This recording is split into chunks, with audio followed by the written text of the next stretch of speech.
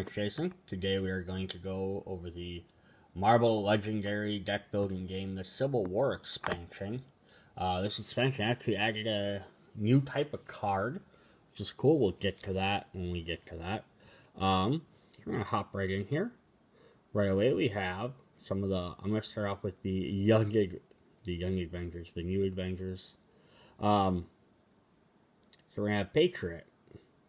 So there are Avengers. They didn't add a special new team for them. They just call them Avengers. Just makes it easier. Then they have more synergy with everything else. So a new generation of heroes. And then we have an intuitive tactician. And now we're gonna get right away to the brand new card they have. And these are dual cards, the split cards.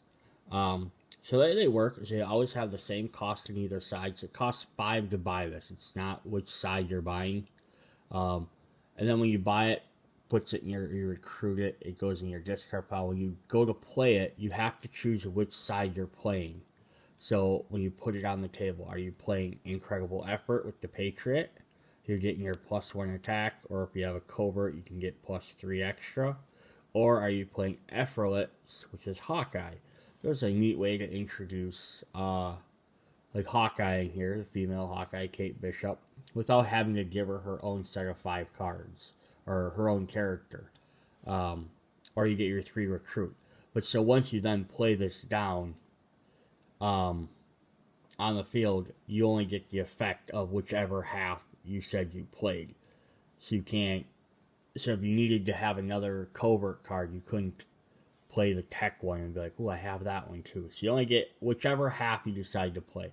What's in your hand, though, it counts as Avengers, tech, covert, this, that. It counts as everything that's in your hand. It's just when it's played, you have to choose one side, and that's what it is until the next time you get it in your hand and play again. Then you can choose the same one, choose the other one. And then we have League the Young Avengers. So our next Young Avenger up is Wiccan.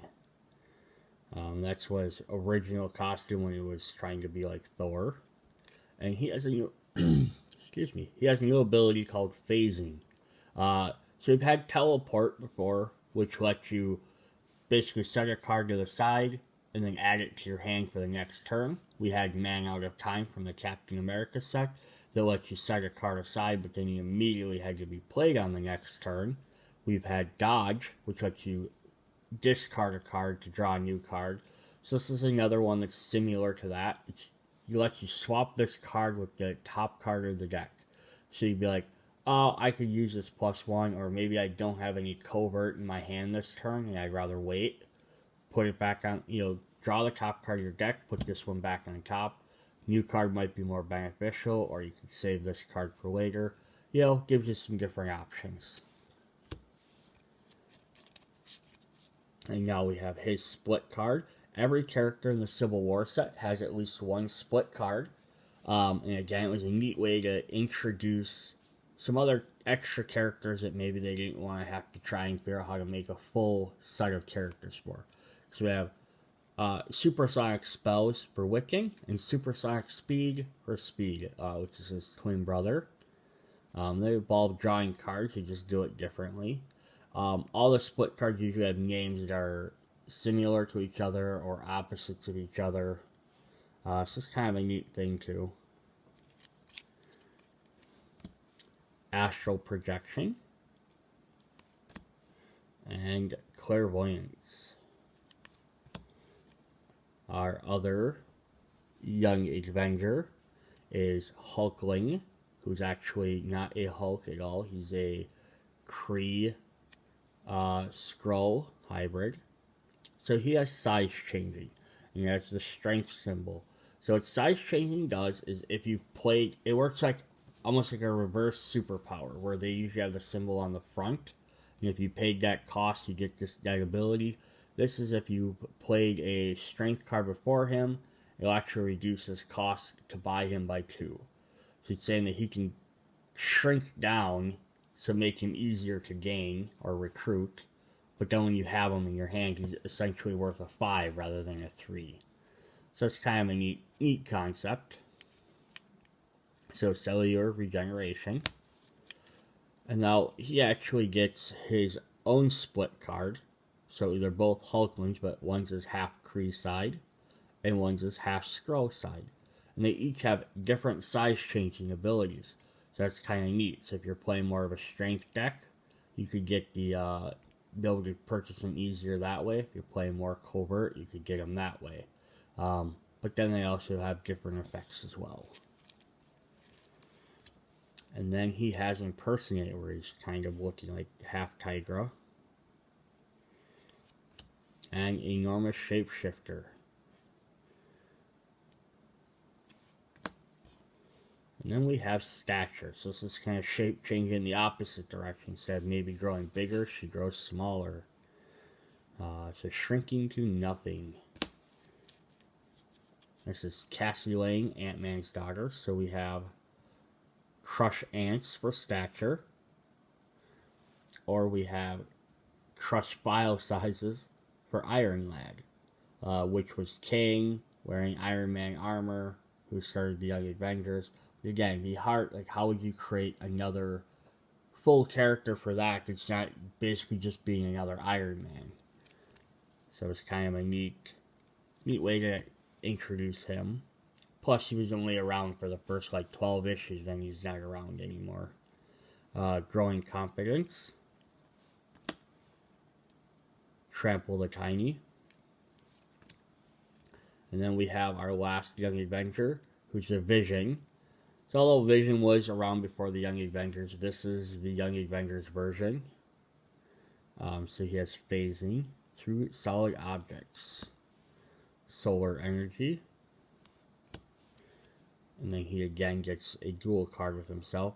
Lighter than air, showing his ability to phase. And then harder than diamond, which he also has phasing, but it works that way. Alright, so then we have unsubstantial accomplishments. On to our first non-Young Avengers character, but still an Avenger. We have Captain America Secret Avenger. And they add the Secret Avenger part so it differentiates it from Captain America 1941, Captain America Falcon, regular Captain America. So that way if you have these in your hand and you're like, oh, I'm playing a Captain America card, well, you're playing a different Cap. And that way they can also get sorted out properly. Alright, so he's an Avenger, born leadership role. Semi-hero ability is his other one. So he gets +1 for each hero class. Now he has his Inspiration, where he just gains a Sidekick, which is a new character card. It's like the recruits from the villain set, and we'll go over that when we get to that video, or that set of cards, rather. And then you also have Battlestar, who's Inspire a Man. So this is another Captain America inspired character, again, who many people probably have never heard of. So why would you want to spend an entire character worth of cards on just him? But it's a neat way to get an obscure character into the game. Secret Avengers Assemble. And Freedom Never Dies, showing him fighting Iron Man.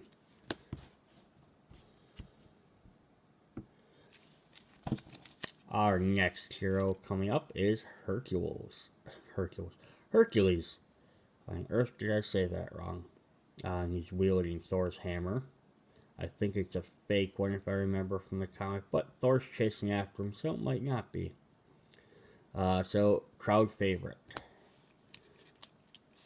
And then his dual card is Manly Dullard, the strength card, or he gets Amadeus Cho, who's like one of his best friends and companions. He's a super genius, or a boy genius. The Prince of Power, beating the crap out of Deadpool. And the Son of Zeus. Next Avenger is Goliath, who is kind of outside of the Civil War storyline, wasn't really like a super popular A-listing character, but that's what makes Legendary fun. You can get some of the B, C characters in here, and it fits with the storyline. So he's essentially like a giant man, but he's just a different person. But he's also a scientist, so he's really smart. So his growth industry, being big is the best. There's him, his giant form, trying to crush Iron Spider. He has a size change ability. Enormous implications.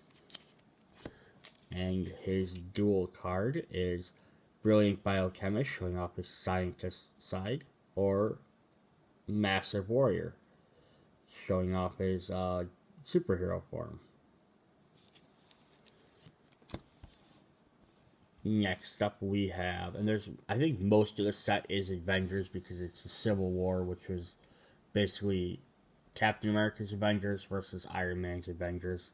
And I believe, and one thing people didn't like is this was only one set because you focus on playing the anti-registration Captain America characters, and then the guys you fight are the bad guys, are the Iron Man or the pro-registration characters. And everyone wished they'd done a second set where it was the opposite way, where you gotta play as the Iron Man pro-registration characters and fight against Captain America and the anti-regs, which would have been cool. Maybe it's something they'll do in the future, but nothing on it now. So now we have just the Falcon. Before we had Captain America Falcon, now we have just a regular Falcon. So scout the battlefield, fly in an enemy, fly in a friend, rapid reinforcements, and then he gets a dual card with Red Wing. So talk with birds and squawk back. So again, like, would you ever think of making a full set of cards for Red Wing, Falcon's pet? No. That's a neat way to introduce a character like that. Then we have Daredevil, Dual Existence. And then, like, why this is kind of what Dual Existence stands for, it says here in the subtext down here, the flavor text. In the Civil War, Danny Rand, or Iron Fist, secretly donned Daredevil's costume and his mission, and that's Iron Fist in the back there. I believe at the time Daredevil was going to jail or was trying to separate his identity from Matt Murdock and Daredevil, so he had someone else portray him. So this Daredevil was going to play a little bit differently than like a regular Daredevil would. So Roundhouse Sidekick. And then we actually get the Hidden Identity Daredevil, where he's doing his Iron Fist. And then Revealed Identity, where he's actually Iron Fist. Although, yeah, they've had Iron Fist as his own character. This is the first cards I've showed so far. It has an Avengers and then a Marvel Knights. So, that could work well if you're trying to combine those two sets. Then he goes back to being an Avenger, the Master of Martial Arts. Now we get an interesting set. We have Cloak and Dagger, who almost all their cards are dual. One for Cloak, one for Dagger. Because again, they're always a pair. They always go together. Why would you want to have them as two separate character cards? So we have Flee and Fight, showing off Cloak's ability to teleport and Dagger's ability to attack. It's kind of neat, like combo art. And we got Above and Below. And you can see that he's an Avenger, she's a Marvel Knight. Darkness and Light, showing off again their dual natures. And then their last card is just Numbra, which is a Cloak and Dagger card. Which is the first card that's ever had two names on it. Whenever you play a divided card, or split cards, play both sides as if they were two different cards. So that's pretty crazy. Be able to play any of them cards as both. Our next Civil War character is Tygra. Supernatural Senses. Her dual card is Friendship or Ferocity, So they're gain a sidekick or draw a card. Lots of them are usually like one side's attack, one side's recruit. So it gives you options. Can't surprise a cat. Allows you to skip ambush effects. It's kind of helpful. And Mystic Talisman. And we have another bunch of characters here, like Cloak and Dagger, who are always dual. This is Storm and Black Panther, who aren't as known as much of a team as Cloak and Dagger are, but because this is a time when they were already married. Set down some of these cards. They were married, and the Civil War kind of put that strain on the relationship some, or brought them together. Yeah, this one brought them together. It was Avengers, X-Men that separated them. Sorry. So we have Storm, who is actually the only X-Men, I believe, in this set. Lightning Strike, and we have Pouncing Strike. And it's kind of neat because they do work together. A villain you fight in the rooftop gains -1.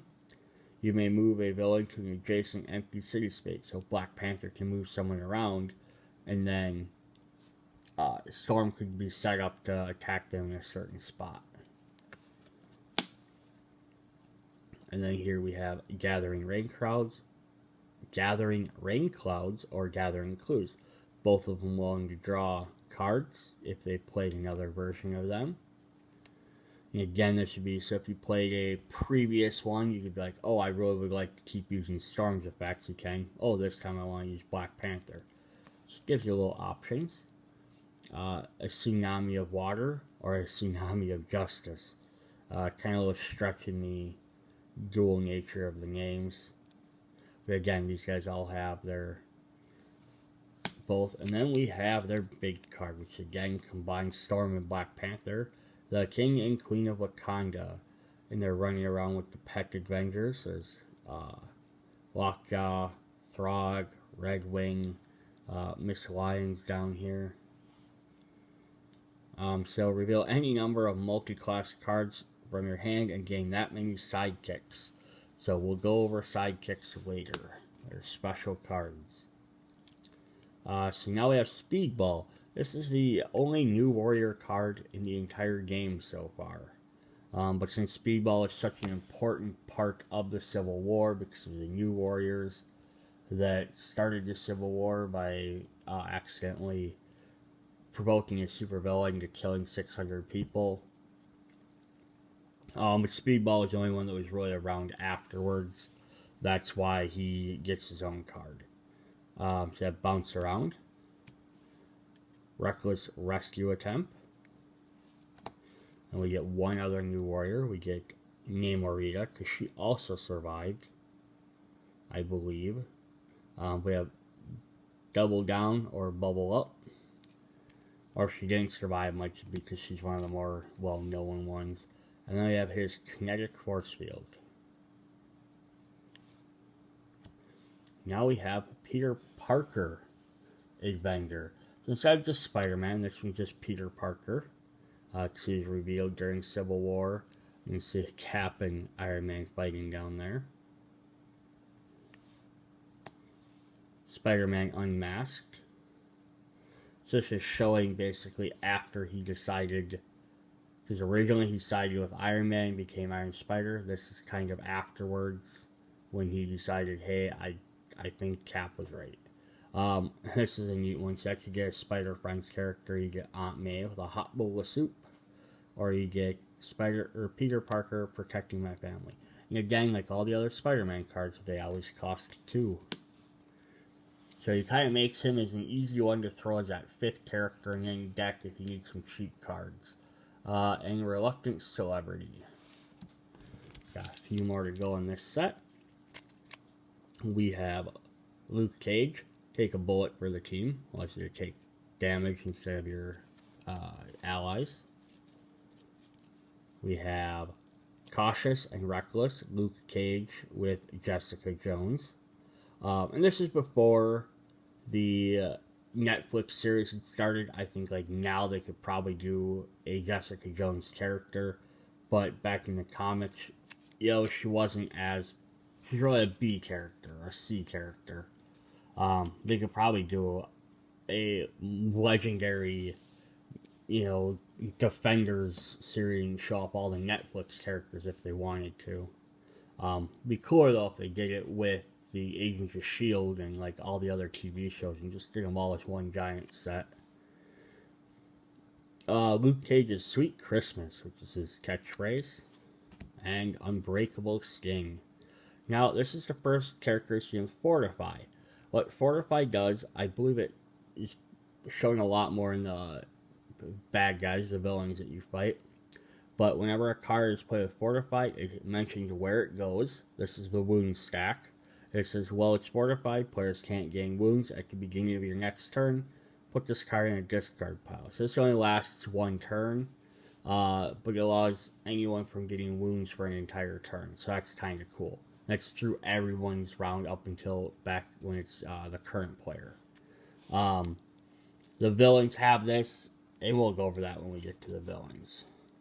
Now we're going to get to special sidekick cards. Special sidekicks, when you draw them, you play them, they have one-time effects. You recruit this card. When you eventually play it, if you decide to play it, you get to use this effect, and then this goes back on the bottom of the deck. So it can be so you can keep rebuying these cards over and over. But unlike the new recruits or the regular sidekicks, for the heroes and villains, who are all the exact same cards, every special sidekick is a different character. And in this case, it's the pet Avengers. It also makes these guys neat is because the sidekicks and the recruits were always gray heroes, so they couldn't, for the most, and they had no team affiliation, so they couldn't play off of other combos. This Red Wings has Instinct, and it's an Avenger, so it can trigger Instinct abilities or Avenger abilities. So that's kind of cool. And then we have Zabu, saber-toothed tiger from Khazar in the Savage Land. Miss Lion, this is Aunt May's dog, who is definitely not a lion. Kind of a pull there. Lockjaw from the Inhumans, who also gets phasing. Hairball. This is Speedball's cat, who also has Speedball-like powers. Throg. When Thor became a frog, he got a special hammer called Frognir, and became Throg. I think eventually another frog got the power. It's a weird story, but it's an interesting character. And then Lockheed, this is Kitty Pryde from the X-Men Shadowcat's Dragon. Oh, and we accidentally got another Goliath tossed in there. I got an extra 4 Goliaths tossed in there. I apparently really like Goliath. I threw him in there twice. I just go really quickly. We're gonna go over. I got the two bystanders that came in this set. We'll just finish off. We have Aspiring Hero. This is a guy trying to dress up like Daredevil. And then we have the comic shopkeeper. Alright, so that's what we have for the heroes of the Civil War expansion. Check in for part 2 to see all of the villains they fight, or the bad heroes, I guess. Alright, see you later.